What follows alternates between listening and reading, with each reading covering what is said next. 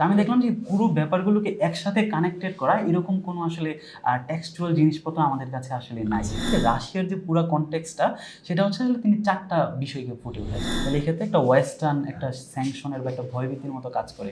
এক্ষেত্রে একটা সমস্যা তৈরি হয় যে আপনারা যদি দেখেন যে বর্তমানে আসলে ২ ধরনের রাষ্ট্র আছে। একটা হচ্ছে আপনার রিভিশনিস্ট স্টেট আর একটা হচ্ছে আপনার স্ট্যাটাস স্টেট। পাশাপাশি আপনি কিভাবে ওই মূলধনটাকে দেশের অভ্যন্তরীণ সোর্স থেকে আরো বেশি বৃদ্ধি করতে পারেন, এটা হচ্ছে কন্ট্রাকশনারি ফিসকাল পলিসি, মানে আপনার যতটুকু আছে ওটাকে বেস্ট ইউটিলাইজ করা।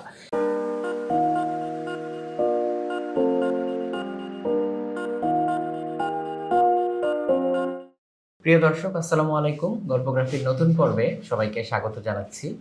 আজকে আমাদের সাথে অতিথি হিসেবে উপস্থিত আছেন মোহাম্মদ মিরাজ মিয়া। মিরাজ ভাই ঢাকা বিশ্ববিদ্যালয়ের রাষ্ট্রবিজ্ঞান বিভাগ থেকে অনার্স মাস্টার্স করেছেন। তো আজকে আমাদের আলোচনার টপিকটা একটু ভিন্ন, তাই না মিরাজ ভাই? আজকে আমরা কথা বলবো আন্তর্জাতিক রাজনীতি নিয়ে। ভাইয়া, কি অবস্থা আপনার? এই তো আছে, আলহামদুলিল্লাহ। কেমন আছেন? আলহামদুলিল্লাহ, ভালো ভাইয়া। আজকে যেহেতু আমরা আন্তর্জাতিক রাজনীতি নিয়ে কথা বলবো, ধরেন চায়ের কাপে হচ্ছে ঝড় তুলতে তুলতে আড্ডা দিতে দিতে মানুষ আন্তর্জাতিক রাজনীতি নিয়ে অনেক কিছুই বলে, কিন্তু সাথে আবার এটাও বলে থাকে যে আদার ব্যাপারই হয়ে জাহাজের খবর নিয়ে লাভ কি, যে আন্তর্জাতিক অঙ্গনে কি হচ্ছে না হচ্ছে সেটা কি আমাকে ডেইলি লাইফে এফেক্ট করবে? সো এই প্রশ্নটা কিন্তু অনেকের মনেই থাকে। সো আমরা আজকে আন্তর্জাতিক রাজনীতি নিয়ে কথা বলবো, কিন্তু তার আগে আপনার কাছ থেকে জানতে চাচ্ছি যে এই বিষয়টাতে আপনার আগ্রহ আসলে কবে থেকে তৈরি হলো, এবং এই বিষয়ে আপনি একাধিক বই লিখেছেন, তার মধ্যে অ্যানাটমি অফ ওয়ার্ল্ড পলিটিক্স রকমারির বেস্ট সেলার। সো এই পথে আপনি কিভাবে এলেন, এই আগ্রহটা কিভাবে তৈরি হলো? প্রথমত ভাইয়া আমি অসংখ্য ধন্যবাদ দিতে চাই রকমারিকে আমাকে এখানে ইনভাইট করার জন্য। We are the lucky ones. Thank you. দ্বিতীয়ত হচ্ছে আমার যে জার্নিটা, প্রথমত হচ্ছে আমি যখন ঢাকা ইউনিভার্সিটি ২০১৬-১৭ সেশনে ভর্তি হই রাষ্ট্রবিজ্ঞান বিভাগে, তখন থেকেই মোটামুটি একাডেমিক পড়াশোনার প্রতি আমার একটা আগ্রহর জায়গা থাকে, মানে ক্রিয়েট হয়।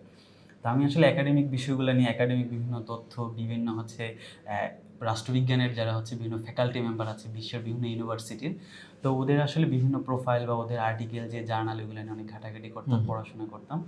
তো ওই দৃষ্টিকোণ থেকে আমার আসলে একাডেমিক বিষয়ের উপর একটা আগ্রহ জন্মায়। তো ওই আগ্রহের জায়গা থেকে আমি যেটা লক্ষ্য করলাম যে আসলে বাংলাদেশে বিশেষ করে, মানে ওয়েস্টার্ন কান্ট্রিতে না, বাংলাদেশে যে ব্যাপারটা দাঁড়াইছে যে আসলে রাষ্ট্রবিজ্ঞান বলতে আমরা এটাকে একটা নির্দিষ্ট একটা জায়গায় এটাকে আমরা কনফাইন করে ফেলি। যে রাষ্ট্রবিজ্ঞান বলতেই মূলত এখানে আলোচনা হবে যে ১৯৫২ সালের ভাষা আন্দোলন থেকে শুরু করে আমাদের যে হিস্টোরিক্যাল যে রাজনৈতিক ইভেন্টগুলো আছে, যে ৬৯-এর গণ অভ্যুত্থান, আমাদের মুক্তিযুদ্ধ, পরবর্তীতে হচ্ছে বাংলাদেশের যে গণ আন্দোলন, মানে আমরা আসলে এটাকে একটা হিস্টোরিক্যাল একটা পার্সপেক্টিভ থেকে আমরা রাষ্ট্রবিজ্ঞানটা দেখার চেষ্টা করি। কিন্তু এক্স্যাক্টলি আমি যেটা খুঁজে পাইলাম যে ওয়েস্টার্ন কান্ট্রিতে ওরা রাষ্ট্রবিজ্ঞানকে ওটা আসলে একটা মানে প্রবলেম সলভিং একটা মানে সায়েন্স বানাই ফেলছে। যে রাষ্ট্রবিজ্ঞান বলতে আসলে রাষ্ট্রের বিভিন্ন যে সমস্যাগুলো থাকে, সেটা হইতে পারে রাষ্ট্রের এক্সটার্নাল সমস্যা, বহির্বিশ্ব থেকে রাষ্ট্রের চাপ, বা রাষ্ট্রের সভরেনিটির প্রতি হার্ম করে এমন কোনো ঘটনা, অথবা রাষ্ট্রের যে ইন্টারনাল বিভিন্ন ইকোনমিক ক্রাইসিস থেকে রাষ্ট্রের পলিটিক্যাল যে ক্রাইসিসগুলো থাকে। পলিটিক্যাল সায়েন্সটা দেখলাম যে ওরা আসলে এটা একটা প্রবলেম সলভিং সাবজেক্ট হিসেবে দেখার চেষ্টা করে। দ্বিতীয়ত হচ্ছে ওরা পলিটিক্যাল সায়েন্সটাকে যে ব্যাপারটাকে ওরা গুরুত্ব দেয়, ওরা ব্যাপারটাকে গুরুত্ব দেওয়া হচ্ছে পলিটিক্যাল সায়েন্স মানে হিস্ট্রিক্যাল ইভেন্ট নিয়ে আলোচনা করা নয়, বর্তমান সমসাময়িক বিশ্বে কী ঘটছে সেটা আমাকে কিভাবে ইমপ্যাক্ট ফেলছে সেটা আমাকে ব্যাখ্যা করতে শেখা, এবং একটা কোনো একটা ঘটনা ঘটার পেছনে এটা আসলে কারণটা কী সেটা ব্যাখ্যা করতে শেখা। যে যেমন হচ্ছে বিশ্বের গ্লোবাল সাউথের যে রাষ্ট্রগুলো রয়েছে, তৃতীয় বিশ্বের যে রাষ্ট্রগুলো রয়েছে, সেখানে দেখা যাচ্ছে যে একই সরকার তিনি আসলে দেখা যাচ্ছে দশকের পর দশক শাসন করে যাচ্ছে। আবার অপরদিকে দেখা যাচ্ছে যে থাইল্যান্ডে ২ বছর পর পরই সেখানে সেনা অভ্যুত্থান হচ্ছে, কিংবা সেখানে ২ বছর পর পরই রিজিম চেঞ্জ হচ্ছে। মানে এই যে মানে তৃতীয় বিশ্বের রাষ্ট্র হওয়া সত্ত্বেও কোনো রাষ্ট্রে এক নাগাড়ে একই সরকার শাসন করে যাচ্ছে, আবার কোনো রাষ্ট্রে ২ বছর পর পর রিজিম পরিবর্তন হচ্ছে। এটা কেন হচ্ছে? মানে রাষ্ট্রবিজ্ঞান দেখে যে আমাকে এই বিষয়টা শেখাচ্ছে কেন হচ্ছে। তো আমি তখন টুকটাক এই ফ্যাকচুয়াল বিষয়গুলো নিয়ে আমি একটু ভাবা শুরু করি যে আসলে কেন ঘটছে এটা আমি একটু শেখার চেষ্টা করি। তখন আসলে আমি বিভিন্ন থিওরি বা বিভিন্ন তথ্যগুলোর সাহায্য নিই। তখন আমি চেষ্টা করলাম যে আসলে বাংলাদেশে মানে এই বিষয়টাকে কীভাবে দেখানো হচ্ছে। তখন আমি দেখি যে বাংলাদেশের রাজনীতি নিয়ে যে আলোচনাগুলো হয়, সেখানে আসলে মূলত যে আমি যে টেক্সচুয়াল যে বিষয়গুলো পড়তে যাই, ওখানে দেখি যে ওরা ৩টা দৃষ্টিকোণ থেকে বিভিন্ন যারা সম্মানিত লেখক রয়েছেন, তারা ৩টা দৃষ্টিকোণ থেকে দেখার চেষ্টা করে। একটা হচ্ছে তারা শুধু হিস্ট্রিক্যাল ইভেন্টগুলো দেখার চেষ্টা করে। দ্বিতীয়ত হচ্ছে তারা যে ব্যাপারটা দেখা করে শুধুমাত্র বিভিন্ন থিওরিটিক্যাল যে আলাপ, থিওরিটিক্যাল পার্সপেক্টিভ, বিভিন্ন তথ্য, বিভিন্ন টার্ম, ওইগুলো ব্যাখ্যা করে। তৃতীয়ত হচ্ছে তারা আসলে সমসাময়িক বিশ্বে কী ঘটছে এটা নিয়ে আলোচনা করে। কিন্তু আসলে বর্তমান বিশ্ব রাজনীতিতে বা বর্তমান ওয়ার্ল্ড কনটেক্সে আপনার জিওপলিটিক্স থেকে শুরু করে হচ্ছে আপনার নিউ ওয়ার্ল্ড অর্ডার, তারপর হচ্ছে জলবায়ু কূটনীতি থেকে শুরু করে আপনার ইকোনমিক ডিপ্লোমেসি, তারপর হচ্ছে বিভিন্ন ইন্টারন্যাশনাল অর্গানাইজেশনগুলোর হচ্ছে যে আধিপত্য বাড়ছে দিন দিন, তারপর হচ্ছে চীন ভার্সেস যুক্তরাষ্ট্রের মধ্যে যে একটা নতুন মেরুকরণ হচ্ছে, মানে এই পুরো ব্যাপারগুলো দেখে যে একসাথে প্রাসঙ্গিক। তো আমি দেখলাম যে পুরো ব্যাপারগুলোকে একসাথে কানেক্টেড করা এরকম কোনো আসলে টেক্সচুয়াল জিনিসপত্র আমাদের কাছে আসলে নাই। তো ওই দৃষ্টিকোণ থেকে আমার মধ্যে একটা আগ্রহ জায়গা তৈরি হলো যে এখানে যেহেতু একটা ভ্যাকেন্সি আছে, যে এই সবগুলো বিষয়কে অ্যামালগেমেট করে যে একটা পুরো বিভিন্ন দৃষ্টিকোণ থেকে একটা বিষয়কে ব্যাখ্যা বিশ্লেষণ করা, ওই জায়গা থেকে আমার একটা আগ্রহ তৈরি হয় রাজনীতির উপর। সেই আগ্রহ থেকে আসলে আমি মূলত বই লেখার যে কাজটা এটা প্রথমেই শুরু করিনি। আমি আসলে আমার যে একটা ওয়েবসাইট আছে এবং সোশ্যাল মিডিয়াতে আমি প্রথম টুকটাক লেখালেখি শুরু করি। তো লিখতে গিয়ে আসলে আমি প্রথমে এভাবেই লিখতাম। আমার যারা ফ্রেন্ড সার্কেল ছিল, বিশেষ করে ডিপার্টমেন্টের যারা জুনিয়র ছিল বা আমার ফ্রেন্ড লিস্ট যারা ছিল, তারা প্রথমে লেখাগুলো পড়তো এবং তারা অ্যাপ্রিসিয়েট করতো। পরে এরকম আমি যখন লেখা কন্টিনিউ করতে থাকি, ধীরে ধীরে দেখি যে একটা বিশাল সংখ্যক হচ্ছে একটা অডিয়েন্স, তারা আসলে আমার কাছে আসলো, মানে আমার সোশ্যাল মিডিয়াকে ফলো করে তারা আমার লেখাগুলো পড়া শুরু করলো। এবং তারা পড়া যে কারণে তারা অনেকেই বললো যে ভাই এই বিষয়গুলো তো আমরাও জানতে চাই, কিন্তু আমরা কোথায় পাচ্ছি না, আপনি যদি একটু বই আকারে বের করেন আপনার লেখাগুলো, চিন্তা চেতনাগুলো বা বর্তমান বিশ্বে কী ঘটছে বা রাজনৈতিক বিষয়গুলো বা বিশ্বের যে কোনো, যেমন রাশিয়া ইউক্রেন যুদ্ধ হচ্ছে, সেটা আসলে বাংলাদেশে কিভাবে প্রাসঙ্গিক হয়ে উঠছে, বাংলাদেশে এটা কী প্রভাব মানে বাংলাদেশের ইকোনমিতে কী প্রভাব পড়ছে, বা রাশিয়া ইউক্রেন যুদ্ধের ক্ষেত্রে যখন জাতিসংঘে ভোটাভুটি হয় তখন বাংলাদেশ কি রাশিয়ার পক্ষে ভোট দিবে নাকি হচ্ছে ইউক্রেনের পক্ষে ভোট দিবে, মানে এই ব্যাপারগুলো নিয়ে তো বর্তমানে যদি আপনি আলোচনা করতেন বা বই আকারে পাবলিশ করতেন আমাদের জন্য বেটার হতো। তো ওই জায়গা থেকে আমি একটা দায়বদ্ধতা ফিল করি যে আমার মনে হয় এটা নিয়ে কাজ করা উচিত। তো যে ক্ষেত্রে আসলে আমি খুব বেশি ভরসা পাচ্ছিলাম না, কারণ আমি সবেমাত্র থার্ড ইয়ারের স্টুডেন্ট, এখন কীভাবে বই লিখি। পরে আমি ভাবলাম যে আসলে লেখা শুরু করি, দেখি কত দূর যেতে পারি। তো পরে আমি যখন আসলে ফোর্থ ইয়ারে উঠি তখন দেখি যে আমি মোটামুটি আমার লেখার যে কাজটা, লেখালেখির কাজটা, সেটা আসলে একটা বৃহৎ একটা অডিয়েন্স তৈরি হয় এবং তারাও চাচ্ছে আমি বই আকারে লিখি। তো ওই পার্সপেক্টিভ থেকে মূলত আমি বইয়ের কাজটা লেখা শুরু করি। তো লেখা শুরু করার পর আমি যখন বইটা পাবলিশ করি হচ্ছে 2022 সালের বইমেলার সময়, ফেব্রুয়ারিতে, তখন এটা আসলে দেখি যে ব্যাপক সাড়া পায়।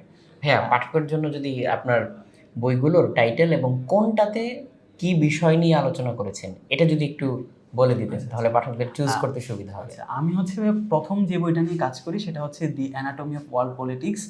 এটার নামটা ইংরেজিতে হলো, বইটা কিন্তু বাংলায় লেখা। তো ওই বইটাতে মোট 30টা অধ্যায় রয়েছে। তো 30টা অধ্যায়ে আমি যে ব্যাপারগুলো চেষ্টা করি যে হিস্টোরিক্যাল ইভেন্ট থেকে শুরু করে বিভিন্ন তথ্য, থিওরি, পার্সপেক্টিভ ব্যবহার করে রিসেন্ট ইস্যুগুলোকে কীভাবে ব্যাখ্যা করা যায়।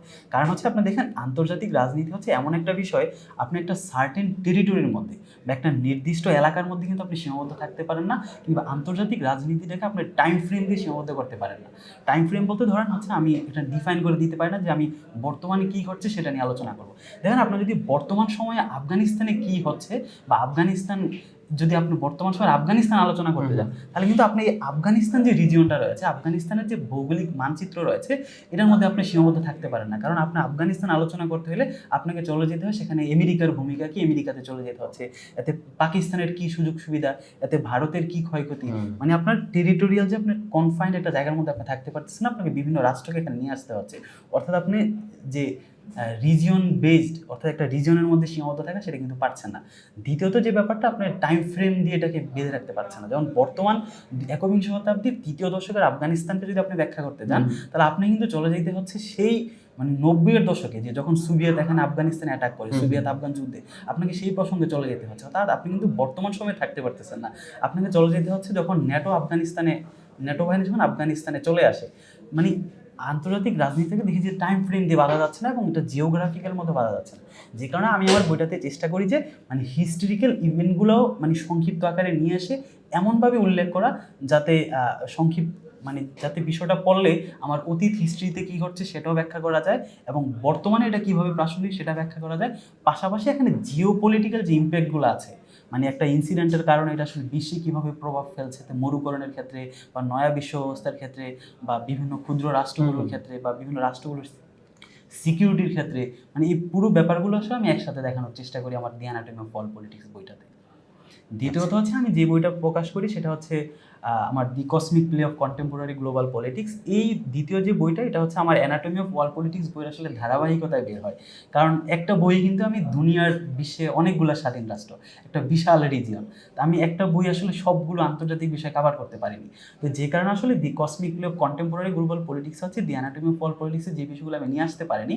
কারণ ওই বইটা পরে আসলে আমাকে আসলে যারা পাঠক শ্রেণী তারা বিভিন্ন রিভিউ দেওয়ার চেষ্টা করছে যে ভাই অ্যানাটমি অফ ওয়ার্ল্ড পলিটিক্সে আপনি অনেক ভালো আলোচনা করেছেন, কিন্তু আনফর্চুনেটলি সেখানে জাতিসংঘের কি ভূমিকা বা IMF কি রোল প্লে করে, বা হচ্ছে আপনার রিসেন্ট যে ইস্যুগুলো রয়েছে শ্রীলঙ্কা ইস্যু, কিংবা হচ্ছে হ্যাঁ, কারণ একটা বই বের হওয়ার পরে তো কনটেক্সটও অনেক চেঞ্জ হয়ে কনটেক্সট যায়। কিন্তু অনেক চেঞ্জ হয়।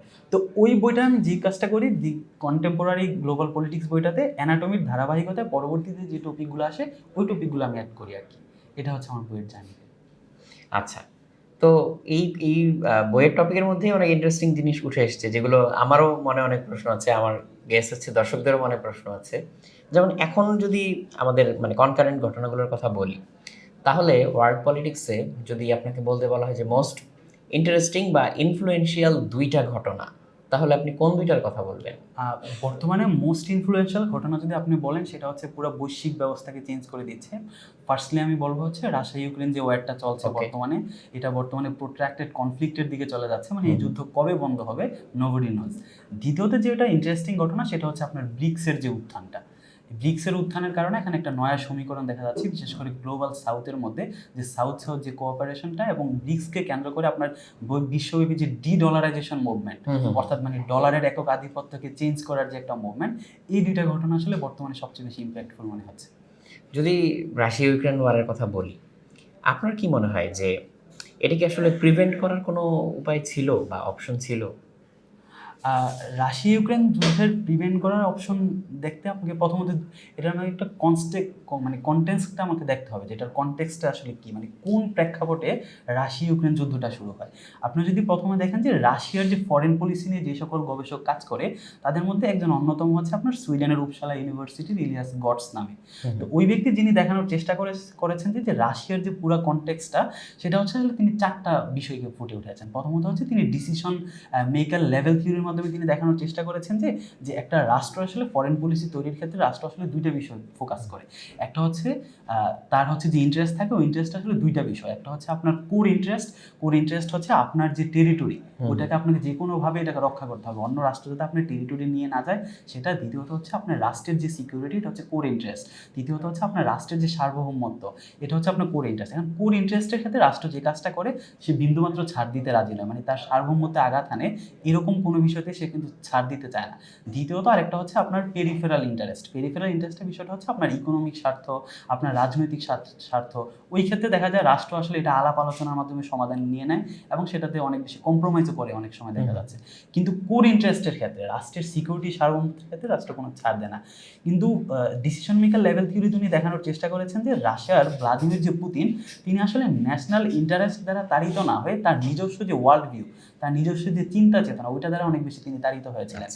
তিনি মনে করার চেষ্টা করেছেন ন্যাটোর যে হচ্ছে ইস্টওয়ার্ড যে এক্সপানশনিজম যেটা ঘটছে, মানে ন্যাটো হচ্ছে দিন দিন রাশিয়ার সীমানার দিকে চলে যাচ্ছে, ওইটা আসলে ভ্লাদিমির পুতিন অনেক বেশি থ্রেট হিসেবে নেয়। তিনি তার যে কোর ইন্টারেস্ট যে আছে সে তিনি মনে করেন যে তার ওইটাতে আঘাত আনে, যে কারণে আসলে তিনি বিন্দুমাত্র ছাড় দিতে রাজি ছিলেন না। দ্বিতীয়ত যদি আপনি দেখেন যে ইলিয়াস গটস যে ব্যাপারটা তিনি নিয়ে আসেন, যে রাশিয়া ইউক্রেন যুদ্ধের ক্ষেত্রে আসলে ডোমেস্টিক পলিটিক্স সেন্ট্রিকটা অনেক বেশি কাজ করে, বিশেষ করে রাশিয়ার যে ইন্টারনাল পলিটিক্স। রাশিয়া হচ্ছে 2014 সালে যখন ক্রিমিয়া আক্রমণ করে ক্রিমিয়া দখল করে নেয়, তখন কিন্তু ওয়েস্টার্ন কান্ট্রিগুলো থেকে রাশিয়ার উপর একটা মেসিভ স্যাংশন আরোপ হয়। তো রাশিয়ার উপর যখন একটা মেসিভ স্যাংশন আরোপ হয় তখন যে ব্যাপারটা ঘটে যে রাশিয়ার ইকোনমি অনেক বেশি কোলাপস করে, কারণ মেসিভ স্যাংশন ওইটা আসলে কাটিয়ে ওঠার মতো ক্ষমতা এটা থাকলেও বাট আপনার ইকোনমিতে কিন্তু অনেক বেশি ইম্প্যাক্ট করে, আপনার ইকোনমি একটা রিসেশনারি গ্যাপ দেখা যায়। তো ওই সময় রাশিয়াতে আসলে ভ্লাদিমির পুতিন অনেক বেশি সমালোচনায় পড়েন যে তার ইকোনমি খারাপের দিকে যাচ্ছে। তারপর হচ্ছে তার যে ডোমেস্টিক যে অন্যান্য পলিটিক্যাল যে পার্টি রয়েছে তাদেরকে দমন নিপীড়ন করার চেষ্টা করেন। ভ্লাদিমির পুতিনের যে একটা মানে ইমেজ ছিল আগে রাশিয়াতে, সেটা আসলে তিনি হারাতে শুরু করেন। যে কারণে ইলিয়াস গটস দেখানোর চেষ্টা করেন যে তার এই অভ্যন্তরীণ ব্যাপারগুলো থেকে জনগণের দৃষ্টিটা, মনোযোগটা সরিয়ে নেওয়ার জন্য তিনি আসলে রাশিয়া ইউক্রেনের মতো একটা যুদ্ধ তিনি শুরু করেন। এটা আসলে আমার ইয়া না, এটা হচ্ছে ইলিয়াস গডসের মতো। তৃতীয়ত উনি দেখানোর চেষ্টা করেন যে রাশিয়ার হচ্ছে ন্যাশনাল আইডেন্টিটি বা হচ্ছে স্ট্যাটাস সিকিং এর দৃষ্টিকোণ থেকে, যে আপনি যদি দেখেন যে বর্তমানে আসলে দুই ধরনের রাষ্ট্র আছে, একটা হচ্ছে আপনার রিভিশনিস্ট স্টেট আর একটা হচ্ছে আপনার স্ট্যাটাস কো স্টেট। স্ট্যাটাস কো স্টেট হচ্ছে যেটা আপনার অলরেডি সুপার পাওয়ার এস্টাবলিশড, যেমন যুক্তরাষ্ট্র বর্তমানে সুপার পাওয়ার, এই জন্য যুক্তরাষ্ট্রকে বলা হয় আপনার হচ্ছে স্ট্যাটাস কো স্টেট। স্ট্যাটাস কো স্টেটের ব্যাপারটা হচ্ছে আপনি বর্তমানে যে অবস্থানে আছেন এই অবস্থানটা ধরে রাখা। মনে করেন যে হচ্ছে রকমারি বর্তমানে বাংলাদেশে অনলাইনে বইয়ের ইয়ার ক্ষেত্রে হচ্ছে রকমারি এখন বেস্ট। এখন রকমারি যে কাজটা করার চেষ্টা করছে, রকমারি যাতে এই বেস্ট অবস্থানটা যাতে ধরে রাখতে পারে, এটা হচ্ছে স্ট্যাটাস কো মেনটেন করা। এখন যুক্তরাষ্ট্র হচ্ছে স্ট্যাটাস কো মেনটেন করা, অপরদিকে রিভিশনিস্ট স্টেট হচ্ছে চায়না এবং হচ্ছে রাশিয়া, যারা আসলে তাদের যে অবস্থানটা আছে এই অবস্থানটা তারা সন্তুষ্ট না, তারা অনেক বেশি চায়, তাদের অনেক বেশি নিউক্লিয়ার ওয়েপন্স চায়, তাদের অনেক বেশি জিওগ্রাফিক্যাল টেরিটরি চায়, তাদের অনেক বেশি আশেপাশের রাষ্ট্রগুলোতে প্রভাব প্রতিপত্তি বৃদ্ধি করা চায়। তো এই কারণে রিভিশনিস্ট স্টেটগুলো হচ্ছে আপনার এগুলো হচ্ছে বাই নেচার ওরা অনেক বেশি আক্রমণাত্মক হয়ে থাকে। তো যে কারণে ইলিয়াস গডস দেখানোর চেষ্টা করেছেন যে রাশিয়া এই দিক থেকে রিভিশনিস্ট স্টেট হিসেবে অনেক বেশি আক্রমণাত্মক। তৃতীয়ত যে আপনি যদি দেখেন রাশিয়ার যে আপনার সিকিউরিটি যে কাউন্সিল আছে, security council for Russian federation, ওরা দেখানোর চেষ্টা করেছে যে রাশিয়ার হচ্ছে একটা স্ট্র্যাটেজিক ডেপথ নামে একটা পলিসি আছে। ওই পলিসিটা হচ্ছে মানে রাশিয়া যে সীমানা, রাশিয়ার হচ্ছে আপনার পশ্চিম দিকের যে সীমানার সাথে ন্যাটোর যে সীমানা বা ন্যাটোভুক্ত যে রাষ্ট্রগুলো, ওই দুইটার মাঝখানে একটা বাফার জোন ক্রিয়েট করা, অর্থাৎ ওখানে রাশিয়া এবং ন্যাটো জোটের সীমানার মাঝখানে একটা খালি জায়গা থাকা, যেটাতে আসলে দুই পক্ষের কারোই কোনো আধিপত্য থাকে না।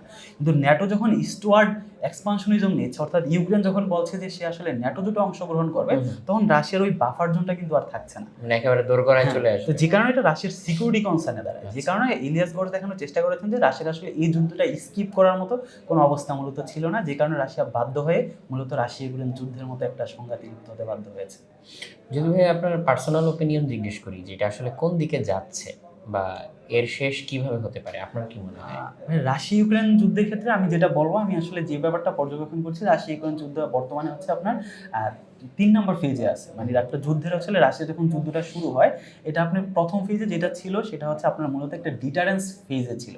ডিটারেন্স ব্যাপারটা হচ্ছে রাশিয়া আক্রমণ করছে তার সিকিউরিটি কনসার্ন থেকে বা নেটোর ইস্টওয়ার্ড এক্সপানশনিজমকে কেন্দ্র করে, সে যখন আক্রমণ করে, এটা আসলে ইউক্রেন তারা প্রিভেন্ট করার চেষ্টা করে, এই যুদ্ধটাকে রাশিয়াকেও তারা আসলে এটা প্রতিহত করার চেষ্টা করে, এটা হচ্ছে ডিটারেন্স ফেজ। দ্বিতীয় যে ফেজটা আপনার, সেটা হচ্ছে আপনার কমপ্লিয়েন্স ফেজ। কমপ্লিয়েন্স মানে হচ্ছে রাশিয়া যখন ইউক্রেনে আক্রমণ করে, তখন এখানে আসলে বিভিন্ন শক্তি সাম্য তৈরি হয়, মানে একটা ব্যালেন্স ক্রিয়েট করার চেষ্টা করা হয়। ইউক্রেনের পক্ষে হচ্ছে পশ্চিমা বিশ্ব এবং হচ্ছে পশ্চিম ইউরোপের রাষ্ট্রগুলো তারা এগিয়ে আসে, পশ্চিমা রাষ্ট্রগুলো রাশিয়ার বিরুদ্ধে স্যাংশন দেয়, রাশিয়ার বিভিন্ন যে সম্পদগুলো ওয়েস্টার্ন কান্ট্রিতে আছে সেগুলো ফ্রোজেন করে, তাদের রাশিয়ার যে বাণিজ্য এটার উপর তারা রেস্ট্রিক্টেড আরোপ করে। এবং অপরদিকে রাশিয়া যে কাজটা করে, এই স্যাংশনটা কাটিয়ে ওঠার জন্য সে আসলে চীন, ভারতের মতো রাষ্ট্রগুলোর দিকে সে আসলে তার বাণিজ্য সম্প্রসারণ করার চেষ্টা করে বিভিন্ন ইনফর্মাল ওয়েতে, বিশেষ করে আপনার হচ্ছে জর্জিয়া কিংবা আজারবাইজানের মাধ্যমে রাশিয়ার যে পণ্য সরবরাহটা ছিল ওটা ইনফর্মাল ওয়েতে সে চালু রাখার চেষ্টা করে। মানে দ্বিতীয় ফেজটাতে আমরা কমপ্লিয়েন্স দেখি আর কি, মানে একটা আরেকটা ব্যালেন্স করার চেষ্টা করে। তৃতীয় যে ফেজটা বর্তমানে আমরা আছি, এটাকে বলা হয় আসলে এট্রিশন। এট্রিশন মানে হচ্ছে আমার যে যুদ্ধের প্রতি মানে আমার আসলে কি অর্জন হলো, এই যে আমি এতদিন ধরে যুদ্ধ চালিয়ে যাচ্ছি, এখানে ক্ষয়ক্ষতির একটা হিসেব নিকাশ হচ্ছে। তো এই ক্ষেত্রে দেখা যাচ্ছে দুই পক্ষই সমানভাবে ক্ষতিগ্রস্ত হচ্ছে, রাশিয়াও ক্ষতিগ্রস্ত হচ্ছে, ইউক্রেনও ক্ষতিগ্রস্ত হচ্ছে। এখন এই ব্যাপারটা আসলে ক্ষতিগ্রস্ত হওয়ার কারণে যে ব্যাপারটা দেখা দিচ্ছে আপনার, বিশেষ করে এই যুদ্ধটা আসলে মানে বন্ধ করা হচ্ছে না। এটা আপনি আসলে বন্ধ করার দিক থেকে আপনার চিকেন গেম থিওরি নামে একটা বর্তমানে অনেক বেশি আলোচনায় রাশিয়া ইউক্রেন যুদ্ধের বন্ধ নিয়ে। যে চিকেন গেম থিওরিটা হচ্ছে, মনে করেন যে হচ্ছে আমি আর আপনি হচ্ছে দুজনে সংঘাতে লিপ্ত, এক্ষেত্রে আমি যদি আমার দুর্বলতার কথা চিন্তা করে আমি যদি সংঘাত থেকে আমি সরে আসি, তখন আপনি আমাকে বলবেন যে আমি হচ্ছে এই যুদ্ধে হেরে গেছি। অপরদিকে আপনি যদি আপনার নিজের কথা যদি এই যুদ্ধে পিছু হটেন, তাহলে আমি বলবো যে আপনি হেরে গেছেন। এটা হচ্ছে চিকেন গেম থিওরি। তো এই ক্ষেত্রে রাশিয়া মানে ইউক্রেন পারতেছে না যে তার ক্ষয়ক্ষতি হওয়া সত্ত্বেও সেই যুদ্ধ থেকে পিছু হটুক, কারণ তার অনেকগুলো টেরিটরি রাশিয়ার দখলে। দ্বিতীয়ত হচ্ছে রাশিয়াও পারছে না যে এই যুদ্ধ থেকে সে পিছু হটতে, কারণ ওয়েস্টার্ন কান্ট্রিগুলো তাকে বলবে যে আসলে রাশিয়া আগের মতো সুপার পাওয়ার নেই, সে এই যুদ্ধ থেকে হেরে গেছে। যে কারণে চিকেন গেম থিওরির মধ্যে মানে দুইটা রাষ্ট্রই কিন্তু আসলে যুদ্ধ থেকে সরে আসতে পারছে না। তো যে কারণে যুদ্ধটা আসলে এক ধরনের একটা প্রোট্রাক্টেড কনফ্লিক্টে পরিণত হয়েছে, কারণ কনফ্লিক্ট যেগুলো হয় বিশ্বে বা যুদ্ধ হয়, এগুলো অনেক ধরনের ফেজ থাকে। এটা সর্বশেষ ফেজ হচ্ছে প্রোট্রাক্টেড। এই ব্যাপারটা যদি আমি ব্যাখ্যা করি, যে একটা দ্বন্দ্ব যখন চলমান থাকে, এটা কিন্তু একটা হিউজ ইম্প্যাক্ট থাকে বিশ্বব্যাপী। তো একটা সময় যুদ্ধ যখন অনেক দিন ধরে এটা প্রলং হয়ে যায়, অনেক দীর্ঘায়িত হয়ে যায়, তখন এটা এমন হয় যে এটা ওই রিজিয়নের মধ্যে যুদ্ধটা সীমাবদ্ধ হয়ে যায়। যে ব্যাপারটা হচ্ছে এরকম, দেখেন আপনি আগে কাশ্মীর যে সমস্যাটা ছিল ভারতের, ওটা যখন চরম উত্তেজনায় তৈরি হয় তখন কিন্তু একটা গ্লোবাল ইম্প্যাক্ট পড়ে, কিন্তু পরবর্তী দেখা যাচ্ছে কাশ্মীর সমস্যাটা শুধু ভারত পাকিস্তান বা এই দক্ষিণ এশিয়ার মধ্যে এটা সীমাবদ্ধ হয়ে পড়ে এবং বিশ্বের অন্যান্য দেশগুলো এটার সাথে অ্যাডাপ্ট করার চেষ্টা করে, খাপ খাইয়ে ওঠে। তেমনভাবে আপনি যদি প্যালেস্টাইন ইসরায়েল সংঘাতটা দেখেন, ওটা কিন্তু একসময় একটা গ্লোবাল ইম্প্যাক্ট ছিল, বিশ্বের বিভিন্ন রাষ্ট্র এতে জড়িত ছিল, কিন্তু এক সময় এখন কিন্তু বর্তমানে এটা ওই মধ্যপ্রাচ্যের এই ইসরায়েল এবং প্যালেস্টাইনের মধ্যে সীমাবদ্ধ হয়ে গেছে এবং মধ্যপ্রাচ্যের অন্যান্য রাষ্ট্রগুলো এটার সাথে কিন্তু খাপ খাইয়ে নিচ্ছে, তারা এটা নিয়ে আর বেশি তাদের খুব বেশি ইম্প্যাক্ট হয় না তাদের পার্সোনাল পলিসি গ্রহণ করার ক্ষেত্রে। তেমনভাবে বলা হচ্ছে রাশিয়া ইউক্রেন যুদ্ধটা এটা একটা সময় পরে যেহেতু এটা দীর্ঘায়িত হচ্ছে, এটা রাশিয়া এবং ইউক্রেনের মধ্যে সীমাবদ্ধ হয়ে পড়বে, ইউক্রেনের অন্যান্য যে রাষ্ট্রগুলো আছে তারাও আসলে এটার সাথে অ্যাডাপ্ট হয়ে যাবে এবং বিশ্বে এটার কারণে যে সমস্যাগুলো, যে জ্বালানি সমস্যা, এটা আসলে ধীরে ধীরে বিশ্বের অন্যান্য রাষ্ট্রগুলো কাটিয়ে উঠবে এবং এই যুদ্ধের ক্ষেত্রে মানুষের আসলে মনোযোগটা ধীরে ধীরে সরে যাবে। কারণ রাশিয়া ইউক্রেন যুদ্ধটা যখন শুরু হয়, মানে আমাদের মধ্যে যে একটা উত্তেজনা বা পেনিক কাজ করেছে, এখন কিন্তু এটা একটা স্বাভাবিক হয়ে গেছে। তো যে কারণে প্রোটেক্টেড কনফ্লিক্টগুলো এরকম হয়, এটা আসলে একসময় স্বাভাবিক হয়ে পড়ে ওই একটা স্পেসিফিক রিজনের মধ্যে, যে দুইটা রাষ্ট্র সংঘাতে লিপ্ত ওই দুইটা রাষ্ট্রের মধ্যে সীমাবদ্ধ হয়ে পড়ে এবং স্বল্প বিরতিতে ওই যুদ্ধটা চলতে থাকে। যেমন অনেকে শুরুতে প্রেডিক্ট করেছিল যে এর কারণে হয়তো আরেকটা ওয়ার্ল্ড ওয়ার লেগে যেতে পারে, সো এরকম আসলে কোনো সম্ভাবনা নেই। রাশিয়া ইউক্রেন যুদ্ধকে কেন্দ্র করে আরেকটা ওয়ার্ল্ড ওয়ার লেগে যাওয়ার আসলে এই মুহূর্তে তেমন কোনো পসিবিলিটি নেই, কারণ এতে রাষ্ট্রগুলোর বিভিন্ন ইন্টারনাল ব্যাপার থাকে। কারণ এখন রাষ্ট্রগুলো কিন্তু বিভিন্ন সংকটের মধ্যে দিয়ে যাচ্ছে, ইউরোপের অন্যান্য রাষ্ট্রগুলো তাদের অর্থনৈতিক ডাউনটার্নের দিকে যাচ্ছে, আপনার যুক্তরাষ্ট্র আগামী বছর 2024 সালে তাদের ওখানে নির্বাচন হবে, জাতীয় নির্বাচন, সেটা নিয়ে তারা কনসার্ন, নির্বাচন নিয়ে। তো যে কারণে প্রত্যেকটা রাষ্ট্রের এখন ওই আরেকটা বিশ্বযুদ্ধ শুরু করার মতো ওই অবস্থানে আসলে বর্তমানে নেই, কারণ বর্তমান বহুমেরু বিশ্ব ব্যবস্থায় আরেকটা রাষ্ট্রের পক্ষ হয়ে নিজে সরাসরি যুদ্ধে নেমে যাওয়া, এই অবস্থানে আসলে রাষ্ট্র অনেকটা বিশ্বব্যাপী যে আপনার এন্টি ওয়ার যে সেন্টিমেন্ট নাগরিকদের মধ্যে, মানে রাষ্ট্রের অভ্যন্তরীণভাবে একটা এন্টি ওয়ার সেন্টিমেন্ট তৈরি হচ্ছে, এটা বিশ্বের সব জায়গায়, মানে জনগণ আসলে রাষ্ট্রকে বলে যে আমরা আসলে যুদ্ধ চাই না, একটা এন্টি ওয়ার তৈরি হচ্ছে, যে কারণে আসলে অন্য আবার নতুন করে বিশ্বযুদ্ধ। আমরা বাংলাদেশে বসে থেকে এই রাশিয়ান এবং ইউক্রেন ওয়ার নিয়ে কিভাবে এফেক্টেড হচ্ছি এটা দিয়ে? প্রথমত হচ্ছে রাশিয়া ইউক্রেন যে যুদ্ধের ব্যাপারটা ঘটে তখন বাংলাদেশ আসলে দুইভাবে ইফেক্ট হচ্ছে, একটা হচ্ছে তার অভ্যন্তরীণ ব্যাপারে আর একটা হচ্ছে তার ফরেন পলিসি তৈরি করার ক্ষেত্রে। অভ্যন্তরীণ ব্যাপারে হচ্ছে প্রথমত আমরা একটা জ্বালানি সংকটে পড়ি, কারণ রাশিয়া ইউক্রেন যুদ্ধের কারণে রাশিয়ার উপর ওয়েস্টার্ন নিষেধাজ্ঞার কারণে কিন্তু আমরা ওদের সাথে মানে ডলারের মাধ্যমে আগে যে বাণিজ্যটা হতো সেটা কিন্তু আমরা সেখানে সমস্যা হচ্ছে। দ্বিতীয়ত হচ্ছে রাশিয়ার সাথে যেখানে পশ্চিমা নিষেধাজ্ঞা দেওয়া আছে সেই ক্ষেত্রে রাশিয়ার সাথে আমাদের যে জ্বালানির যে সম্পদটা আমরা রাশিয়া থেকে নিয়ে আসি ওইটার ক্ষেত্রে একটা তৈরি হচ্ছে যে আমাদের সকল বাণিজ্য কিংবা গার্মেন্টস ইন্ডাস্ট্রি, আমাদের ফরেন রেমিটেন্স কিন্তু ওয়েস্টার্ন কান্ট্রি থেকে আসে, ইউরোপ এবং যুক্তরাষ্ট্রের কাছ থেকে।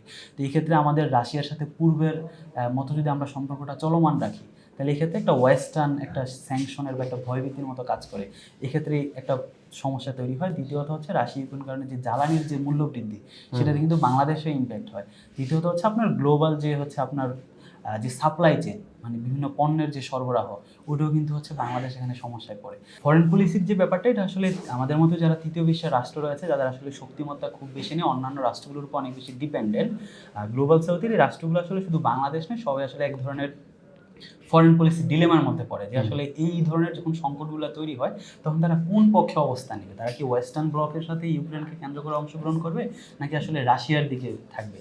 তো এই ক্ষেত্রে বাংলাদেশে দেখা যাচ্ছে যে কাজটা করেছে যখন জাতিসংঘে ভোটাভুটি হয় যে রাশিয়া ইউক্রেন যুদ্ধের বন্ধের পরিপ্রেক্ষিতে তখন কিন্তু বাংলাদেশ আসলে ভোটাভুটি থেকে বিরত ছিল, যে কারণে যেটা আসলে ইনডিরেক্টলি বোঝা যায় আসলে আমি রাশিয়ার পক্ষে আছি। কিন্তু অপরদিকে তার কিছুদিন পরেই যখন আরেকটা ভোটাভুটি হয় যে মানবাধিকার ইস্যুতে, যে হচ্ছে রাশিয়ার যে আক্রমণের ফলে ইউক্রেনে ব্যাপক ধরনের আপনার সিভিল জনগণ মারা যাচ্ছে, সেখানে শিশু মারা যাচ্ছে, মানবাধিকার প্রশ্নে যখন ভোটাভুটি হয় তখন কিন্তু বাংলাদেশ ওটার পক্ষে ভোট দিয়েছে। অর্থাৎ বাংলাদেশ যেটা বলার চেষ্টা করছে যে মানবাধিকার যে ইস্যুগুলোতে তারা আসলে মানবাধিকার ইস্যুর পক্ষে তারা ভোট দিচ্ছে, সেটা যে পক্ষের ক্ষেত্রেই যাক। বাট এটা আসলে এই ধরনের ডিপ্লোম্যাটিক ইভেন্ট যেগুলো আছে এগুলো আসলে একটা ডিপ্লোম্যাটিক প্রোডাক্টে পরিণত হয় যে আপনাকে একটা পক্ষে যেতে হয় বা এটা নিয়ে আপনাকে আলোচনা করতে হয়, বৈশ্বিক ফোরামে অংশগ্রহণ করতে হয়, তখন তৃতীয় বিশ্বের রাষ্ট্রগুলো একটা ব্যালেন্স ক্রিয়েট করার চেষ্টা করে। তো বাংলাদেশ এক্ষেত্রে একটা ব্যালেন্স ক্রিয়েট করার চেষ্টা করছে আর কি, মানে সরাসরি কোনো পক্ষে না গিয়ে একটা ব্যালেন্স ক্রিয়েট করার চেষ্টা করছে। আরেকটা টপিক মাথায় ঘুরঘুর করছিল, সেটা হচ্ছে শ্রীলঙ্কার কথা। দেখেন শ্রীলঙ্কার হচ্ছে কয়েকদিন আগে একটা বেশ বড় সড়ো কোলাপস হলো, সেখান থেকে আবার ওরা ঘুরে দাঁড়ানো শুরু করেছে। তো এটা তো আমাদের একদম কাছের এক্সাম্পল, এটার জন্য হচ্ছে মানে বৈশ্বিক অনেক বড় শক্তির উদাহরণও টানতে হবে না। সো এই শ্রীলঙ্কার ব্যাপারটা কিভাবে দেখছেন এবং এখান থেকে আমাদের মতো দেশের শিক্ষা নেওয়ার কোনো ব্যাপার আছে কিনা? শ্রীলঙ্কার ব্যাপারটা আসলে এটা খুবই একটা মিরাকল, এবং তারা যে কাজটা করে দেখায় শ্রীলঙ্কা মানে একটা ছোট একটা রাষ্ট্র হিসেবে, এটা আসলে খুব বিরল। তারা মাত্র 1 বছরের মাথায় কিন্তু অনেক বেশি ঘুরে দাঁড়াইছে। কারণ এই ব্যাপারটা আপনাকে বুঝতে হলে একটু মানে পলিসি দিকে আপনার যেতে হবে, মানে তারা আসলে কি পলিসি গ্রহণ করে।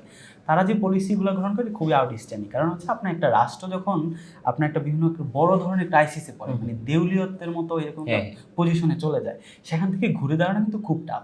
শ্রীলঙ্কা যে কাজটা করছে, আপনার একটা রাষ্ট্র যখন সংকটে পড়ে তখন আপনার অর্থনৈতিক সংস্কারের পাশাপাশি কিন্তু রাজনৈতিক সংস্কারের প্রয়োজন হয়। কারণ আপনি যদি হচ্ছে মানে পূর্বের রাজনৈতিক অবস্থাটা সেম রেখে, ওটা আনচেঞ্জ রেখে যদি আপনি যতই ইকোনমিক সংস্কার করেন, ওটা কিন্তু লাভ নেই। আপনার পূর্বের রাজনৈতিক মানে যেই অবস্থাটা, পূর্বের রাজনৈতিক স্ট্রাকচার যদি করাপ্টেড হয়, এই করাপ্টেড স্ট্রাকচারের উপর দাঁড়িয়ে আপনি যত ভালো ভালো ইকোনমিক পলিসি নেন না কেন, সেটা কিন্তু কোনো আউটকাম দিবে না। মানে শ্রীলঙ্কার নতুন যে সরকার রনিল ও আইসা যে কাজটা করার চেষ্টা করছে, ও দুইটা সংস্কার নেয় পাশাপাশি। প্রথমত রাজনৈতিক সংস্কার নেয়, দ্বিতীয়ত ইকোনমিক সংস্কার নেয়। তো ওই ক্ষেত্রে হচ্ছে রাজনৈতিক সংস্কারের ক্ষেত্রে তারা যে কাজটা করে, আপনারা জানেন যে মানে ইকোনমিক সংস্কারের ক্ষেত্রে দুই ধরনের পলিসি, একটা হচ্ছে সরকারের ভূমিকা থাকে আর একটা হচ্ছে সেন্ট্রাল ব্যাংকের ভূমিকা থাকে। শ্রীলঙ্কার সরকারের যে ভূমিকা, ওটাকে আপনার হচ্ছে ফিসক্যাল পলিসি বলে। অর্থাৎ একটা রাষ্ট্রের মানে সরকার তার অর্থনীতিকে কেন্দ্র করে যে নীতিমালা গ্রহণ করে, ওটাকে হচ্ছে ফিসক্যাল পলিসি। এখন এই ফিসক্যাল পলিসিটা আপনার হচ্ছে দুই ধরনের হয়। একটা রাষ্ট্র আসলে দুই ধরনের ফিসক্যাল পলিসি থাকে। ওই রাষ্ট্রের যে তার যে সমস্যাটা, ওইটার গ্র্যাভিটি বা ওই সমস্যাটার ইন্টেন্সিটি কতটুকু, সেটার উপর ডিপেন্ড করে আসলে সে কোন ধরনের ফিসক্যাল পলিসি নেবে। ওকে, এখানে দুই ধরনের ফিসক্যাল পলিসি, একটা হচ্ছে আপনার কন্ট্রাকশনারি ফিসক্যাল পলিসি, আর একটা হচ্ছে এক্সপানশনারি ফিসক্যাল পলিসি। এখন আপনার রাষ্ট্রের সমস্যা অনুযায়ী ফিসক্যাল পলিসিটা চুজ করতে হয়। এক্সপানশনারি ফিসক্যাল পলিসি হচ্ছে সরকার কি করে, তার হচ্ছে একটা রাষ্ট্র যখন কোলাপস বা হচ্ছে দেউলিয়ত্ব যায়, তখন কিন্তু তার আসলে যে মূলধন বা আর্থিক সক্ষমতা বা রেভিনিউ, সেটা কিন্তু খুব কম থাকে। এখন এক্সপানশনারি ফিসক্যাল পলিসি আসলে যেটা করে, মানে তার হাতে যদি 10 টাকা থাকে, সে আসলে 10 টাকা আরও 10 টাকা হচ্ছে সে বৈদেশিক ঋণ নেয় মানে বিভিন্ন রাষ্ট্রের কাছ থেকে, এবং আরও 10 টাকা হচ্ছে সে বিভিন্ন IMF কিংবা হচ্ছে ওয়ার্ল্ড ব্যাংকের মতো সংস্থা থেকে ঋণ নেয়। মানে এক্সপানশনারি ফিসক্যাল পলিসি হচ্ছে আপনার যে মূলধন আছে সেটা সেতুটুকু রেখে আবার আরও অংশ হচ্ছে আপনি ঋণ নিয়ে এটা আপনার ইকোনমিতে আপনি হচ্ছে এটা ব্যয় করবেন। আপনি বিভিন্ন মেগা প্রজেক্ট তৈরি করবেন, আপনি হচ্ছে ব্যাংকের কাছে টাকা মানি অ্যাভেলেবেল করবেন, যাতে জনগণের কাছে মানি অ্যাভেলেবেল থাকে, জনগণ টাকা খরচ করতে পারে, কনজিউমার স্পেন্ডিং বৃদ্ধি পায়। কারণ ইকোনমিতে যখন জনগণ খরচ করবে, টাকা খরচ করবে, তখন ইকোনমিতে এটা আবার সচল হয়, পূর্বের অবস্থায় ফিরে আসে। কিন্তু এক্সপানশনারি ফিসক্যাল পলিসিটার ক্ষেত্রে আসলে যেটা জোর দেওয়া হয়, বিশেষ করে বিশ্বের উন্নত রাষ্ট্র যারা রয়েছে, যেখানে আসলে রাজনৈতিক ব্যবস্থা অনেক স্বচ্ছ, যেখানে করাপশন হয় না, যেখানে জবাবদিহিতা আছে, ওই রাষ্ট্রগুলো আসলে এই ধরনের এক্সপানশনারি ফিসক্যাল পলিসি গ্রহণ করতে পারে। কারণ তারা যে টাকাটা বৈদেশিক ঋণ বাবদ নিয়ে এসে যেটা তারা ইনভেস্ট করে, বিভিন্ন মেগা প্রজেক্ট থেকে শুরু করে ইনফ্রাস্ট্রাকচার ডেভেলপমেন্টের জন্য ইনভেস্ট করে, ওইটা তারা সেখান থেকে আসলে পরবর্তীতে সেটা রিটার্ন তারা নিয়ে নিতে পারে, কারণ তাদের ওখানে স্বচ্ছতা জবাবদিহি থাকে। কিন্তু তৃতীয় বিশ্বের রাষ্ট্রগুলোকে এই এক্সপানশনারি ফিসক্যাল পলিসি নেওয়ার জন্য অনেকটা নিরুৎসাহিত করা হয়। কারণ সেখানে দেখা যাচ্ছে যে আপনার মানে নিজের 10 টাকা মূলধন আর 20 টাকা আমি ঋণে আনলাম, 30 টাকা হলো, আমি 100 টাকা আসলে সেখানে বিনিয়োগ করলাম, 10 টাকা পাচার হয়ে যায়, 10 টাকা রাজনৈতিক স্বার্থে ব্যবহার হয়, যে কারণে দেখা যায় যে এক্সপানশনারি ফিসক্যাল পলিসিগুলো তৃতীয় বিশ্বের জন্য নিরুৎসাহিত করা হয়। কিন্তু শ্রীলঙ্কা তারপর আরেকটা অপোজিট যে আপনার ফিসক্যাল পলিসি আছে, কন্ট্রাকশনারি ফিসক্যাল পলিসি, সেটার ব্যাপারটা হচ্ছে আপনার যে মূলধনটা আছে অতটুকু রেখে পাশাপাশি আপনি কিভাবে ওই মূলধনটাকে দেশের অভ্যন্তরীণ সোর্স থেকে আরও বেশি বৃদ্ধি করতে পারেন, এটা হচ্ছে কন্ট্রাকশনারি ফিসক্যাল পলিসি। মানে আপনার যতটুকু আছে ওটাকে বেস্ট ইউটিলাইজ করা। এখন শ্রীলঙ্কা যে কাজটা করেছে, তারা এক্সপানশনারি ফিসক্যাল পলিসির দিকে যায়নি, ওই চিন্তাটা করে যেটা তৃতীয় বিশ্বের রাষ্ট্রের ক্ষেত্রে অনেক বেশি প্রায়োগিক না। তারা হচ্ছে এই কন্ট্রাকশনারি ফিসক্যাল পলিসি গ্রহণের মাধ্যমে তারা যে কাজটা করে, তাদের যতটুকু রেভিনিউ ছিল যে অল্প সংখ্যক, এটাকে রেখে তারা আসলে পূর্বের সরকার যে কাজটা করে, পূর্বের সরকার আপনার ট্যাক্স কাট পলিসি নিয়েছিল, মানে ট্যাক্স কমিয়ে দিয়েছিল। বর্তমানে সরকার রনিল বিক্রমসিংহে আইসা সেই কন্ট্রাকশনারি পলিসির অধীনে সে আসলে বিভিন্ন ক্ষেত্রে করের যে আওতাগুলো আছে, করের যে সোর্সগুলো আছে অভ্যন্তরীণ, সেগুলো বৃদ্ধি করে। দ্বিতীয়ত হচ্ছে রেভিনিউ আগে যে যে জায়গায় খরচ হতো রাষ্ট্রের, যেমন হচ্ছে বিভিন্ন প্রতিষ্ঠানগুলোকে বেল আউট দিত, বেল আউট বলতে যেখানে ভর্তুকি দিত, রনিল বিক্রমসিংহে কী করে, তার এই মূলধনটাকে টিকে রাখার জন্য, রাজস্ব বৃদ্ধির জন্য ওই মূলধনগুলো বা বেল আউট দিয়ে তিনি বন্ধ করে দেন এবং ওই প্রতিষ্ঠানগুলিকে প্রাইভেটাইজেশন করে দেন। তো ও যে ব্যাপারটা ব্যাখ্যা করার চেষ্টা করলো যে আসলে আমি যখন বেল আউট দিচ্ছি, এই কাজটা ঘটে কি, আমার নির্বাচনের সময়, আমার নির্বাচনী প্রচারণার সময় আমাকে যেই প্রতিষ্ঠানগুলো আমাকে ফান্ডিং করে, তাদেরকে মূলত রাজনৈতিক সুবিধা হিসেবে বেল আউটটি বা ভর্তুকিটি দেওয়া হয়। যে কারণে বলার চেষ্টা করছি রাষ্ট্রের উন্নয়নমূলক কাজে বেল আউট খুব বেশি ইম্প্যাক্ট পড়ে না, যে কারণে ও বেল আউটটা কেটে দেয়, ওখানে আসলে ওদের রাষ্ট্রের যে রেভিনিউ সেটা সেভ হয়।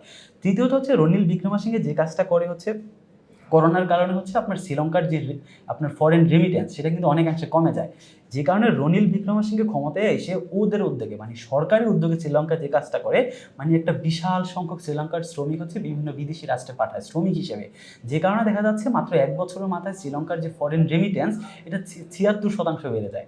তো এখানে এদের একটা আসে।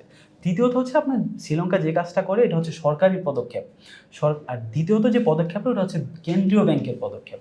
এখন কেন্দ্রীয় ব্যাংকের যে পদক্ষেপটা থাকে অর্থাৎ একটা রাষ্ট্রের ইকোনমিক যে পলিসিগুলা এটা আসলে কেন্দ্রীয় ব্যাংক যে পলিসিগুলো গ্রহণ করে ওগুলাকে বলা হয় হচ্ছে আপনার মনিটারি পলিসি।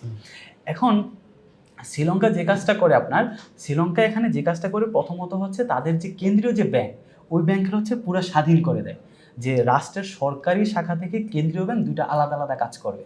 কারণ ওরা শ্রীলঙ্কা বলার চেষ্টা করলো যে আসলে যদি আমার সেন্ট্রাল ব্যাংক এবং সরকার দুটো যদি একসাথে কাজ করে এবং কেন্দ্রীয় ব্যাংকে যদি আমার সরকারের হস্তক্ষেপ থাকে তাহলে আসলে কেন্দ্রীয় ব্যাংক স্বাধীনভাবে কাজ করতে পারে না। কারণ কেন্দ্রীয় ব্যাংকে যদি সরকারের হস্তক্ষেপ হয় তাহলে যারা টাকা পাচার করে কেন্দ্রীয় ব্যাংক তাদের পক্ষ হয়ে কাজ করে, যারা ঋণ খেলাপি করে কেন্দ্রীয় ব্যাংক তাদের পক্ষ হয়ে কাজ করে, ওদেরকে বেইল আউট করে। তো যে কারণে শ্রীলঙ্কা সরকার এই ট্রিকটা বুঝতে পেরে ওরা আসলে পুরো কেন্দ্রীয় ব্যাংকে আলাদা করে দেয়। দ্বিতীয়ত তারা যে একটা এক্সট্রাঅর্ডিনারি কাজ করে তারা হচ্ছে একজন স্মার্ট এবং দক্ষ একজন গভর্নরকে কেন্দ্রীয় ব্যাংকে বসে। আপনারা জানেন যে যাকে কেন্দ্রীয় ব্যাংকে বসানো হয়েছে শ্রীলঙ্কার তিনি হচ্ছে সাবেক IMF এর অর্থনীতিবিদ বীরা সিংহকে। তো যে কারণে এই বীরা সিংহ আইসা তিনি মানে এক্সট্রাঅর্ডিনারি মানে দুইটা পলিসি গ্রহণ করে। একটা হচ্ছে আপনার তিনি যে পলিসিটা গ্রহণ করে সেটা হচ্ছে নীতি সুদহার বৃদ্ধি করে দেয়। নীতি সুদহার বৃদ্ধি কি, কারণ শ্রীলঙ্কার অর্থনীতিতে অনেক বেশি মূল্যস্ফীতি ছিল, তো মূল্যস্ফীতি কমানোর জন্য নীতি সুদহারটা এরকম মানে সেন্ট্রাল ব্যাংক মানে অন্যান্য তফসিলি বা বাণিজ্যিক যে ব্যাংকগুলোকে যে ঋণ দেয় ওই ঋণ দেওয়ার ক্ষেত্রে সুদ হারটা বৃদ্ধি করে দেয়। তো এখন সেন্ট্রাল ব্যাংক যখন আমার ঋণ দানের সুদ হার বৃদ্ধি করে দেয় তখন তফসিলি ব্যাংকগুলো কিন্তু উচ্চ সুদে সেখান থেকে ঋণ নিতে হচ্ছে। যখন তফসিলি ব্যাংকগুলো উচ্চ সুদে কেন্দ্রীয় ব্যাংক থেকে ঋণ নেয় তখন তারা জনগণকে যে ঋণটা দেয় সেটাও কিন্তু উচ্চ ঋণে দেয়। তো যে কারণে যখন মানে সুদ হারটা যখন উচ্চ ঋণে দেওয়া হচ্ছে মানে অনেক বেশি বাড়িয়ে দেওয়া হচ্ছে বৃদ্ধি করা হচ্ছে তখন আসলে দেখা যাচ্ছে মানে বাজারে মানির যে সার্কুলেশন সরবরাহটা কিন্তু অনেক বেশি কমে আসে, যে কারণে শ্রীলঙ্কার মুদ্রাস্ফীতিটা আসলে মানে ওরা করায়ত্ত করতে পারছে। যে কারণে আপনি দেখবেন যে মাত্র 1 বছরের ব্যবধানে শ্রীলঙ্কার ইকোনমি আপনার আপনার শ্রীলঙ্কার যে হচ্ছে মূল্যস্ফীতি এটা 67% থেকে 4% নেমে আসে, এটা ওই নীতি সুধার কারণে। দ্বিতীয়ত শ্রীলঙ্কার সেন্ট্রাল ব্যাংক যে কাজটা করে যে পলিসিটা গ্রহণ করে সেটা আসলে তাদের বিভিন্ন আসলে আমাদের যে আছে আমার এক্সচেঞ্জ রেট মানে বিভিন্ন রাষ্ট্রের ক্ষেত্রে বাণিজ্য করার ক্ষেত্রে আমার যে মানে শ্রীলঙ্কার মুদ্রাটা হচ্ছে রুপি, মানে রুপিটা আসলে মানে $1 এগেইনস্টে আমি কত রুপি লাগবে, যেমন হচ্ছে আপনার বিভিন্ন খোলা বাজারে গেলে দেখা যাচ্ছে আপনার 100 রুপি লাগতেছে, আবার সেন্ট্রাল ব্যাংক থেকে বা বিভিন্ন তফসিলি ব্যাংক থেকে কিনলে দেখা যাচ্ছে 80 রুপি লাগতেছে। যে কারণে আসলে এই যে মানি এক্সচেঞ্জ করার ক্ষেত্রে শ্রীলঙ্কার যে বাজারগুলো ছিল ওখানে মানে এক এক জায়গায় এক এক রেট।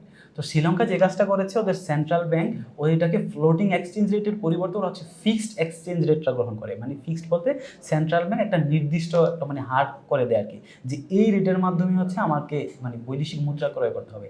যে কারণে আসলে ওই যে আপনার এক্সচেঞ্জ রেটের ক্ষেত্রে শ্রীলঙ্কাতে যে সমস্যাটা দেখা দিয়েছিল ওইটা আসলে অনেক বেশি নিয়ন্ত্রণে চলে আসে। এই ব্যাপারটা হচ্ছে একটা হচ্ছে সরকারের উদ্যোগ ছিল, একটা হচ্ছে সেন্ট্রাল ব্যাংকের উদ্যোগ ছিল। তারপরে যে ব্যাপারটা উদ্যোগ ছিল একটা আপনার যখন একটা রাষ্ট্রের পলিসি গ্রহণ করেন সেটা হোক সেন্ট্রাল ব্যাংক কিংবা সরকার, এটা তো একটা পলিসি।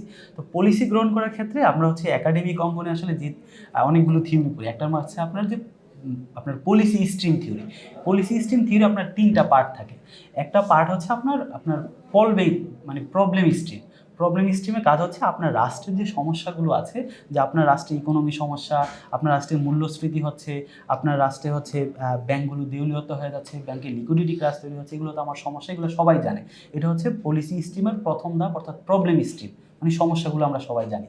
এবং পলিসি তৈরি করার ক্ষেত্রে দ্বিতীয় যে স্ট্রিমটি ওটা হচ্ছে আপনার সলিউশন স্ট্রিম। সলিউশন স্ট্রিমটাও কিন্তু আসলে সবাই জানা থাকে, কারণ একটা রাষ্ট্রে বিভিন্ন যে প্রবলেমগুলোকে কেন্দ্র করে বিভিন্ন যারা গবেষক রয়েছে, যারা রিসার্চ রয়েছে বা রিসার্চ ওরিয়েন্টেড যে প্রতিষ্ঠানগুলো রয়েছে ওরা কিন্তু সরকারকে একটা স্পেসিফিক সমস্যাকে কেন্দ্র করে বিভিন্ন সলিউশন কিন্তু প্রপোজ করে, যে আপনি ট্রাফিক জ্যাম সমস্যা সমাধানের জন্য এই সমস্যা সমাধানটা নিতে পারেন, আপনি ইকোনমি মূল্যস্ফীতি কমানোর জন্য এই সমাধানটা নিতে পারেন। এক্ষেত্রে ইউনিভার্সিটি অধ্যাপকরা বিভিন্ন পত্রিকাতে লেখালেখি করে সমাধানকে কেন্দ্র করে। আমরাও হচ্ছে যারা সিভিল সোসাইটি আছে সচেতন তারাও বিভিন্ন সমস্যা বাতলে দেয়, যে আপনি ট্রাফিক সমস্যা সমাধানে যেটা করতে পারেন, করাপশন দূর করার জন্য এই সমস্যা এইটা নিতে পারেন। এই মানে পলিসি তৈরির দ্বিতীয় যে স্ট্রিমটা সলিউশন স্ট্রিম ওইটাও কিন্তু সবার জানা থাকে, অর্থাৎ আমার রাষ্ট্রের প্রবলেমও আমি জানি, আমার সলিউশন কি সেটাও কিন্তু আমি জানি, কারণ আমার অনেক সলিউশন থাকে একটা প্রবলেম ক্ষেত্রে, যেহেতু বিভিন্ন লোক আমাকে সলিউশন দিচ্ছে। তৃতীয় যে স্ট্রিমটাতে ওইটাতে আসলে তৃতীয় বিশ্বের দেশগুলোতে সমস্যা, ওইটা হচ্ছে আপনার পলিটিক্যাল স্ট্রিম। মানে পলিটিক্যাল স্ট্রিমে যারা রাষ্ট্র ক্ষমতায় থাকে তারা যে ব্যাপারটা দেখানোর চেষ্টা করে পলিসি তৈরির ক্ষেত্রে, যে আমার রাষ্ট্রে একটা সমস্যা আছে, সেটা আমিও জানি, জনগণও জানে, আমার রাষ্ট্রে এই সমস্যার ক্ষেত্রে আমার কি সমাধান নেওয়া উচিত, কি সলিউশন দেওয়া উচিত, এটা আমিও জানি, আমার জনগণও জানে। এখন 3 নাম্বার স্ট্রিমটা যারা রাষ্ট্র ক্ষমতায় থাকে তারা চেষ্টা করে এই সমস্যাটার যে সমাধানটা আছে, আমি যদি এই সমাধানে এগোই, আমি যদি এটা সমাধান নিই, তাহলে আমার পলিটিক্যাল গেইনটা কি, আমার একটু ভোট ব্যাংক কতটুকু বৃদ্ধি পাচ্ছে, আমি ক্ষমতায় স্থায়ী থাকার ক্ষেত্রে এটা কতটুকু সুবিধা দিচ্ছে। তো তৃতীয় বিশ্বের রাষ্ট্রগুলো যে কারণে যে কাজটা করার চেষ্টা করে, তারা পলিটিক্যাল যে স্ট্রিমটা আছে ওইটা থেকে আসলে তাদের পলিসিগুলো আটকে যায়। যে কারণে আপনি দেখবেন যে আপনার অনেক ওয়েল নোন তৃতীয় বিশ্বের রাষ্ট্রগুলোতে অনেক প্রবলেম থাকলেও সেগুলোর সলিউশন জানা থাকলেও কিন্তু সেগুলোর সমাধান হয় না, কারণ সেটা ওই পলিটিক্যাল স্ট্রিমে আটকে যায়। দেন ওরা হচ্ছে ঠিক যেই যে জায়গায় সমস্যাটা, রনিল বিক্রমসিংহে ক্ষমতায় এসে ঠিক ওই জায়গায় হিট করেন। তিনি তার মানে পলিটিক্যাল পার্টির গেইনকে বিবেচনা না করে তিনি জনস্বার্থকে বিবেচনায় নিয়ে, যে পূর্বের সরকার আসলে ট্যাক্স কমিয়ে দিয়েছে তার সরকারি স্বার্থে ভোট ব্যাংক বৃদ্ধির ক্ষেত্রে, তিনি এসে ওইসব ভোট ব্যাংকের কথা চিন্তা না করে তিনি আসলে ট্যাক্সের এরিয়া কীভাবে বাড়ানো যায় সেটা দেখার চেষ্টা করেছেন। পূর্বের সরকার আসলে আপনার বিভিন্ন প্রতিষ্ঠানকে রাজনৈতিক স্বার্থে বেল আউট দিত, রনিল বিক্রমসিংহে এসে রাজনৈতিক চিন্তা চেতনা বাদ দিয়ে তিনি বেল আউট কমিয়ে দেন, এক্ষেত্রে তার রাষ্ট্রের যে রেভিনিউ সেটা কিন্তু বেঁচে যায়। পূর্বের সরকার কৃষিবিদদের সাথে যোগাযোগ না করে আসলে তিনি কৃষির ক্ষেত্রে তিনি আসলে ওই যে ফার্টিলাইজার মানে নতুন একটা ধরনের সার তিনি উৎপাদন করার ব্যবস্থা নেন, যেটা আসলে শ্রীলঙ্কার যে কৃষিক্ষেত্র ছিল ওটা কিন্তু ওদের বিভিন্ন সার আমদানি করে তারপরে সেই কৃষিটা পরিচালনা করতো। পূর্বের সরকার কিন্তু সেটা বন্ধ করে তিনি নিজস্ব উদ্যোগে সার তৈরির উদ্যোগ নেন, যেটা আসলে শ্রীলঙ্কাতে আসলে আপনার এই ধরনের ফার্টিলাইজার তৈরি করে এটা আসলে 1-2 বছরে সম্ভব না। তো যে কারণে রনিল বিক্রমসিংহে এসে ওই সার আমদানি করার উদ্যোগটা আবার পুনরায় নেন। তো এই কারণে আবার, এবং তিনি যে কাজটা করেন, যে পূর্বের সরকার আসলে সেন্ট্রাল ব্যাংকে তাদের অনেক হস্তক্ষেপ ছিল, ইন্টারভেনশন ছিল, এবং সরকারের পক্ষে যাতে সেন্ট্রাল ব্যাংক কাজ করে সেই ধরনের চাপ প্রয়োগ ছিল, কিন্তু রনিল বিক্রমসিংহে এসে সেন্ট্রাল ব্যাংকে পুরো আলাদা করে দেন। তিনি যে কাজটা করার চেষ্টা করেছেন যে ওই তৃতীয় বিশ্বের রাষ্ট্রগুলোর মতো তিনি ওই পলিটিক্যাল স্ট্রিমে আটকে না থেকে তিনি জনস্বার্থকে দেখে তিনি আসলে ওই ঠিক যেই যে জায়গায় সমস্যা ওই সব জায়গায় হিট করছেন, এবং যে কারণে আসলে এত অল্প সময়ের মধ্যে শ্রীলঙ্কা একটা মিরাকল দেখিয়েছে, তারা আবার ঘুরে দাঁড়িয়েছে। এটা আসলে পুরো সিনেমার কাহিনীর মতো, এটা পুরো সিনেমার কাহিনীর মতো। এটা আসলে পুরো যদি আপনি শ্রীলঙ্কার এই ঘুরে দাঁড়ানোর পেছনে আপনি যদি এটা ক্রেডিট দিতে চান, আপনি 2টা ব্যক্তিকে দিতে হবে। একটা হচ্ছে বর্তমান যে গভর্নমেন্ট আছে রনিল বিক্রমসিংহে, দ্বিতীয় হচ্ছে শ্রীলঙ্কার যে সেন্ট্রাল ব্যাংক আছে সেন্ট্রাল ব্যাংকে দিতে হবে। অনেক কিছু জানলাম, মানে এই পার্সপেক্টিভগুলো আসলে জানা ছিল না। তো এই আলোচনাগুলো আসলে এত অল্প সময়ে শেষ করা সম্ভব না। আমিও দর্শকদেরকে অনুরোধ করব যে আজকের আলোচনাটা শুনে আপনাদের মনে যদি আরো কোনো প্রশ্ন এসে থাকে সেটা কিন্তু আমাদেরকে করতে পারেন, বা ভাইয়ার সাথে আমরা নেক্সট কি টপিক নিয়ে আলোচনা করতে পারি সেই টপিকগুলোও আপনারা সাজেস্ট করতে পারেন। যে এখন বর্তমানে আন্তর্জাতিক পরিমণ্ডলে কি কি ঘটছে, সেখান থেকে আপনাদের সবচেয়ে বেশি আগ্রহ কোন বিষয়গুলো নিয়ে। যেমন চায়না আমেরিকা নিয়ে হচ্ছে কথা বলার ইচ্ছা ছিল, কিন্তু আজকে আমাদের সময় একদমই শেষ। তো আজকের আলোচনায় আমরা সেটা রাখতে পারলাম না, খুবই দুঃখিত। নেক্সট আমরা কি কি নিয়ে আলোচনা করতে পারি সেটা আপনারা সাজেস্ট করতে পারেন। আর ভাইয়ার কাছে আমার লাস্ট প্রশ্ন, এখন কি নিয়ে কাজ করছেন? সামনের বইমেলায় কি আমরা হচ্ছে এরকম নতুন আরেকটা বই পাবো? ভাইয়া মানে বই আনাটা এটা একটু খুবই টাফ ব্যাপার, কারণ এখন রিসেন্ট যে ব্যাপারগুলো আছে এগুলো খুবই জটিল আর কি। আচ্ছা, যেমন আপনার ব্রিক্স থেকে শুরু করে ডি-ডলারাইজেশন, এবং রিসেন্টলি হচ্ছে আমরা দেখেছি যে G20 সম্মেলন হলো, তারপর হচ্ছে রাশিয়া ইউক্রেনের নতুন আরেকটা দিক, মানে এই যুদ্ধ বন্ধ হচ্ছে না, মানে ব্যাপারগুলো একটু অনেক বেশি ক্রিটিক্যাল দাঁড়িয়েছে আর কি বর্তমান বিশ্ব রাজনীতি। তো এই ক্ষেত্রে বই বের করার ক্ষেত্রে আমি লেখক হিসেবে আসলে আমাকে অনেকগুলো চ্যালেঞ্জ ফেস করতে হচ্ছে, মানে একটা বিষয়কে বিভিন্ন অ্যাঙ্গেল থেকে ব্যাপারটা ব্যাখ্যা করতে হচ্ছে। তারপর আমি চেষ্টা করছি যে রিসেন্ট ইস্যুগুলো ডেভেলপ করার জন্য, এগুলো নিয়ে লেখালেখি করার জন্য। যদি সম্ভব হয় আমি আসলে বই আগামী বছর আরেকটি নতুন বই আনার চেষ্টা করব। আমরাও আসলে অধীর আগ্রহে ওয়েট করব। তবে আমার মনে হয় যে একটা কাজ আমরা করতেই পারি, আমরা হচ্ছে নিয়মিত বিরতিতে এই বিষয়গুলো নিয়ে হচ্ছে আমাদের অনুষ্ঠানেই আলাপ করতে পারি, যে একদম রিসেন্ট টপিকগুলো বা হট টপিকগুলো যেগুলো আছে, যেগুলো দর্শকরাও শুনতে চায়, জানতে চায়, আলোচনা করতে চায়, সেই বিষয়গুলো নিয়ে কেমন হয়? এটা অবশ্যই ভালো হয়। তো প্রিয় দর্শক, আপনার কাছ থেকে বিদায় নিয়ে নিচ্ছি। আপনাকে অসংখ্য ধন্যবাদ আমাদের সাথে এতক্ষণ থাকার জন্য। মিরাজ ভাইকেও অসংখ্য ধন্যবাদ এই পার্সপেক্টিভগুলো তুলে ধরার জন্য। আমারও অনেক কিছু জানা ছিল না, আমার বিশ্বাস যারা শুনছেন আপনাদেরও অনেক কিছু হয়তো জানা ছিল না, আমরা নতুন অনেক কিছু জানলাম। তো এই জন্য হচ্ছে বেশ ভালো লাগছে এখন বিষয়টা, এবং নতুন নতুন অনেক চিন্তা তৈরি হচ্ছে, প্রশ্ন তৈরি হচ্ছে। এটাই তো আমরা চাই আসলে, আমরা চিন্তা করি, আমরা ভাবি, আমরা হচ্ছে বইগুলো ঘাটাঘাটি করি, নতুন জিনিস জানি, এই আগ্রহটা সবার মধ্যে বজায় থাকুক। ধন্যবাদ সবাইকে, আসসালামু আলাইকুম। আর রকমারিকে অসংখ্য ধন্যবাদ আমাকে আমন্ত্রণ করার জন্য। ধন্যবাদ।